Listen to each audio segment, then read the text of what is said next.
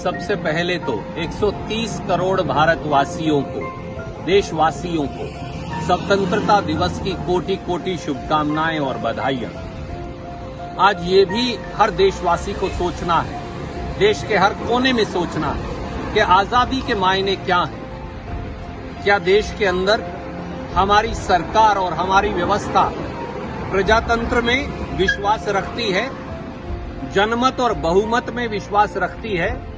इस देश में बोलने, सोचने, इस देश में सफर करने, इस देश में कपड़ा पहनने, इस देश में आजीविका कमाने की आजादी है या कहीं ना कहीं उस पर अंकुश लग गया है? जब हम आत्मनिर्भर भारत की बात करते हैं, जिसकी स्थापना पंडित जवाहरलाल नेहरू, सरदार वल्लभ भाई पटेल और हमारे स्वतंत्रता सेनानियों ने रखी थी, तो ये भी पूछना पड़ेगा कि जो सरकार 32 देश की पब्लिक सेक्टर अंडरटेकिंग्स को बेच दे, जो सरकार रेलवे से लेकर एयरपोर्ट तक को निजी हाथों में सौंप दे, जो सरकार LIC से FCI तक हर चीज के ऊपर अतिक्रमण और आक्रमण बोल दे, क्या वो इस देश की आजादी को सुरक्षित रख पाएंगे? इस देश की आजादी को सुरक्षित रखना सरकार और नागरिक हर एक का कर्तव्य है। और आज संकल्प लेने का दिन है कि हर वो व्यक्ति, समूह और सरकारें जो उस आजादी पर, उस स्वतंत्रता पर कहीं ना कहीं अतिक्रमण कर रही हैं, उनके खिलाफ एक निर्णायक संघर्ष का बिगुल भी मिलकर बजाना है।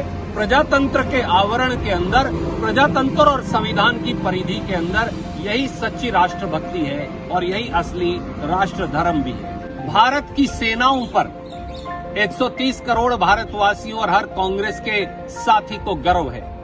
ये हमारी सेनाएं हैं जिन्होंने बहादुरी से दिन प्रतिदिन हमारी सीमाओं की रक्षा की और हर बार जब दुश्मन का आक्रमण हुआ तो हर बार उसको करारा जवाब दिया। हमारी तीनों सेनाओं को, हमारे ITBP, BSF, CRPF, पुलिस के जवानों को ढेरों सलाम।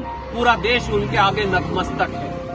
पर यह भी सोचना होगा कि सेना के साथ साथ सत्ताधारी हुक्मरान चीन का नाम लेने से डरते क्यों? आज जब चीन हमारी भारत की सरजमी पर अतिक्रमण किए हुए है, वो दुस्साहस करता है, तो चीन को पीछे धकेलना कैसे है? भारत मां की रक्षा कैसे करनी है? आजादी के इस दिवस पर, इस पर्व पर हर भारतवासी को ये भी सोचना होगा और सरकार से जवाबदेही मांगनी होगी। यही सच्ची आजादी का प्रतिबिंब और प्रतीक है। धन्यवाद।